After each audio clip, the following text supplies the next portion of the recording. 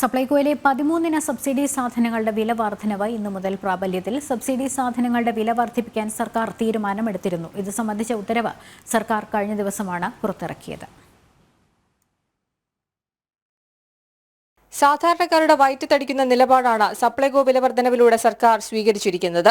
55% subsidy നൽകിയാണ് 13 സാധനങ്ങൾ സപ്ലൈകോ വഴി വിതരണം ചെയ്തുകൊണ്ടിരുന്നത്. സബ്സിഡി 20% കുറച്ചാകും ഇനി മുതൽ സാധനങ്ങൾ ലഭ്യമാക്കുക. ചെറുപയർ 92 രൂപ, ഉഴുന്ന് 95 രൂപ, മൺകടല 69 രൂപ, വൻപയർ 75 രൂപ, തുവരപ്പരിപ്പ് 111 രൂപ, മുളക് അര കിലോ 82 രൂപ, മല്ലി അര കിലോ 39 രൂപ, പഞ്ചസാര 1 കിലോ 27 രൂപ, വെളിച്ചെണ്ണ അര ലിറ്റർ 55 രൂപ, ജയ അരി 29 രൂപ, കുറുവരി മട്ട അരി 30 രൂപ, പച്ചരി 26 രൂപ എന്നിങ്ങനെയാണ് പുതിയ വില വർധനവ്. കഴിഞ്ഞ ദിവസമാണ് സബ്സിഡി സാധനങ്ങളുടെ വില വർദ്ധിപ്പിക്കാൻ ഭക്ഷ്യവകുപ്പിന്റെ ശുപാർശ പ്രകാരം മന്ത്രിസഭായോഗം തീരുമാനമെടുത്തത്. ഉത്തരവിറങ്ങിയതോടെ പുതിയ വില വർധനവ് ഇന്നു മുതൽ പ്രാബല്യത്തിൽ വരും. ജനം, തിരുവനന്തപുരം.